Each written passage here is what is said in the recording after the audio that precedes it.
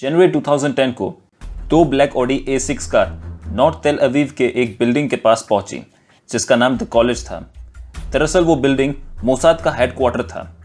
पहली कार में से इजराइल के प्राइम मिनिस्टर बेंजामिन नेतन्याहू और दूसरे कार में से डायरेक्टर ऑफ मोसाद मीर दगान निकले। पिछले operation the destruction of Syrian reactor की सफलता के बाद मीर दगान और मोसाद हेड का आत्मविश्वास बढ़ चुका था। उस ऑपरेशन में इमाद और सुलेमान मारे गए।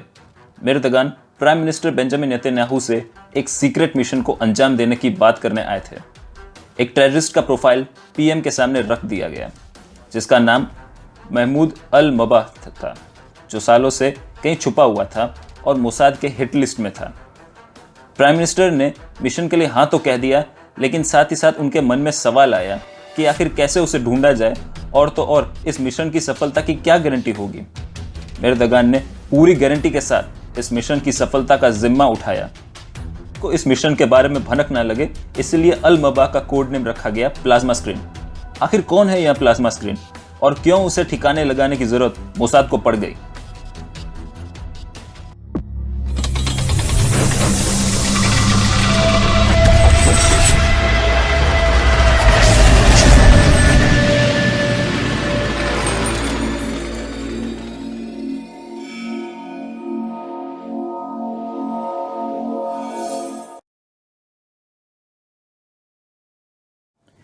महमूद अल मबा, जिसे अबू आबिद के नाम से जाना जाता था, उसका जन्म 1960 नॉर्थ गाजा स्ट्रिप के जबालिया रेफ्यूजी कैंप में हुआ था।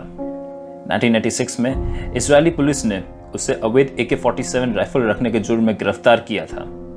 उसी साल जेल से रिहा होकर अल मबा ने हमास ज्वाइन किया। हमास एक मिलिटेंट ऑर्गेनाइजेशन है जिसका मकसद सिर्फ इजराइल की तबाही। अल मबा का कमांडर सलाह शेहादे ने कुछ हमास टेररिस्ट के साथ इजरायली सोल्जर्स को किडनैप करके मारने का प्लान बनाया।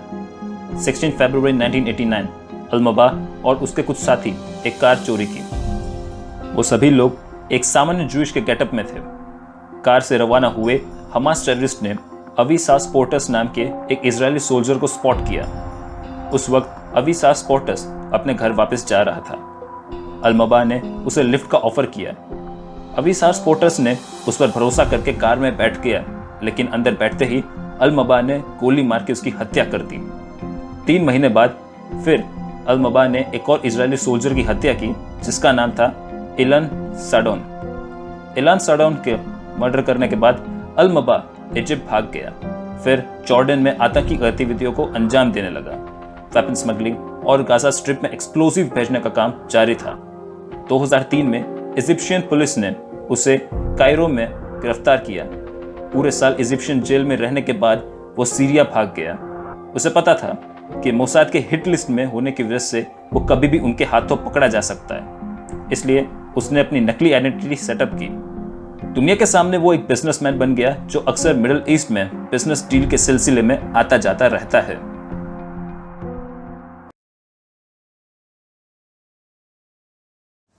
एक दिन हमास के सीनियर मेंबर को एक अरबी आदमी का कॉल आया।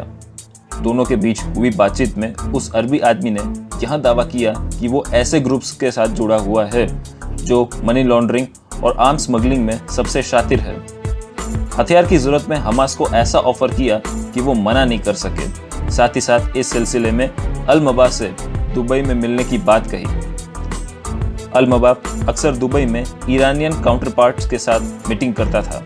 शायद यही फोन कॉल ही अल मबा के मौत की वजह बन गई। इस फोन कॉल को ट्रेस करने के बाद अल मबा को दुबई के airport, hotel, lobbies, hallway, elevator में कई ठिकानों में पाया गया। इस सब फुटेज में और डॉक्यूमेंट्स की मदद से मिशन की तैयारी की गई।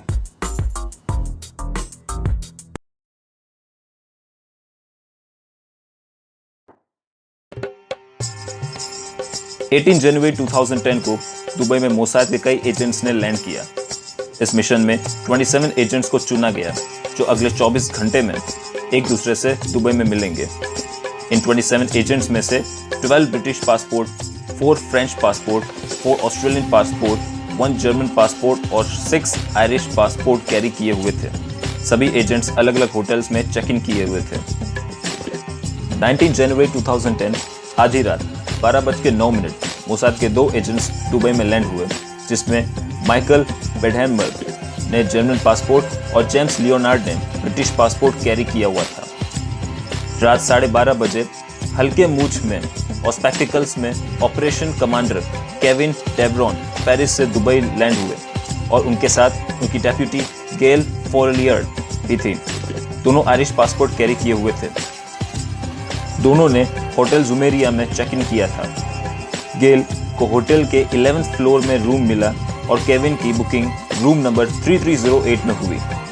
देर रात 2:29 operation coordinator Peter Elvinger French passport के साथ दुबई लैंड हुए। उसी रात टीम से मिला और अलग होटल में चला गया।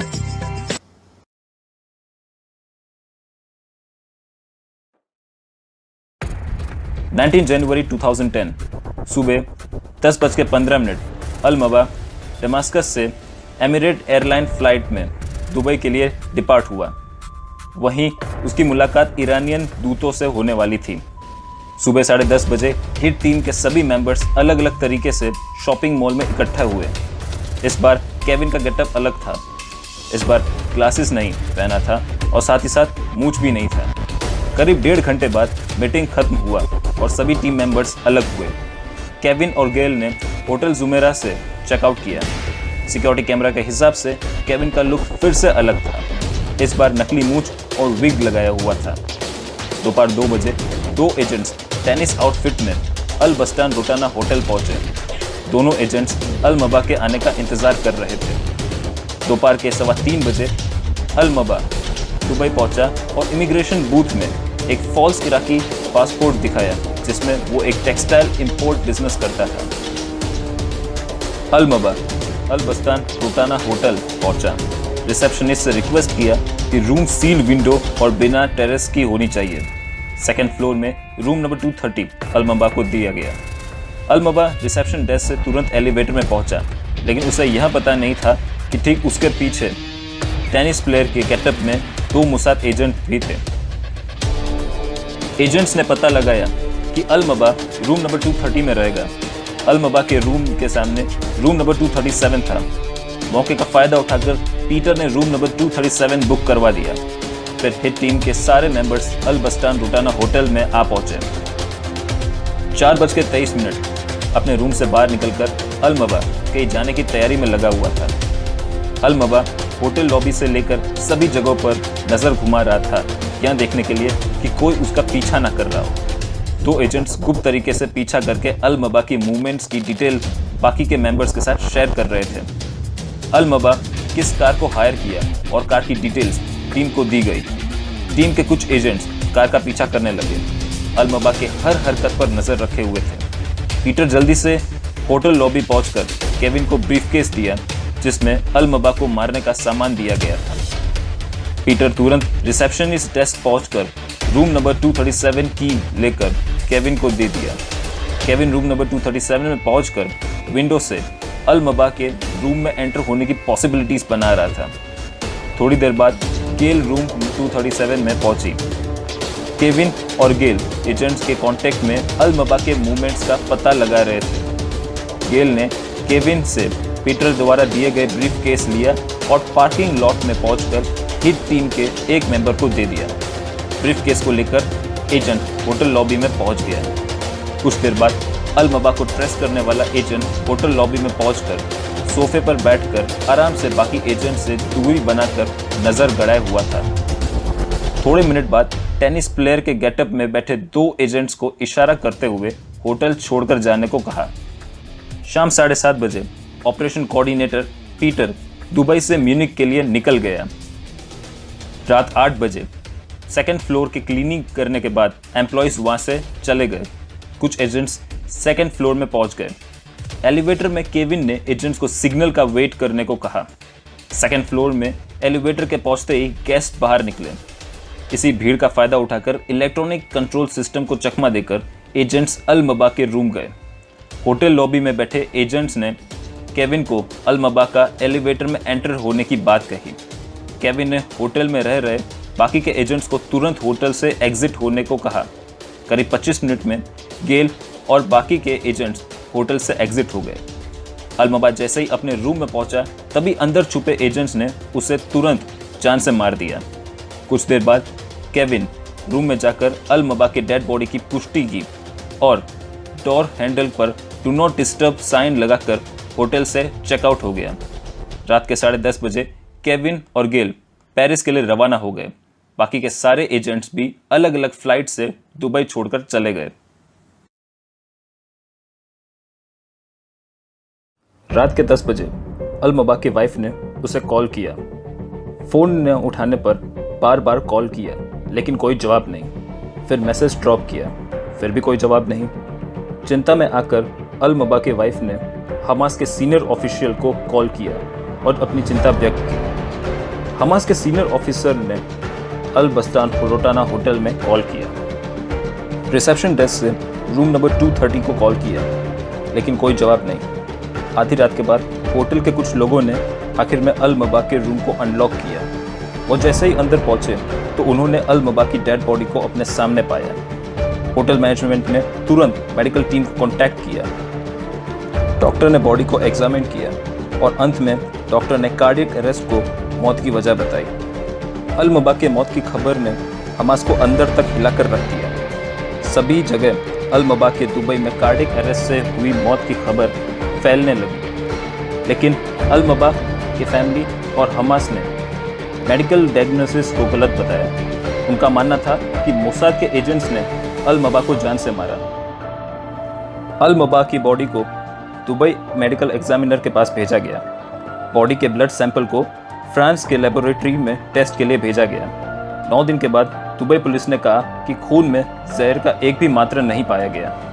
31 जनवरी 2010 में लंदन संडे टाइम्स ने यह दावा किया कि मोसाद के किसी हिट टीम ने अल-मबा को जहर देकर मारा। फरवरी 28 को दुबई पुलिस ने प्रेस को इन्फॉर्म करते हुए कहा कि फ्रेंच लैब ने अल-मबा के बॉडी में हाइड्रोक्लोराइड पेन किलर का ट्रेस पाया। उनका मानना था कि हाइड्रोक्लोराइड पेन किलर देकर उसे जान से मारा गया।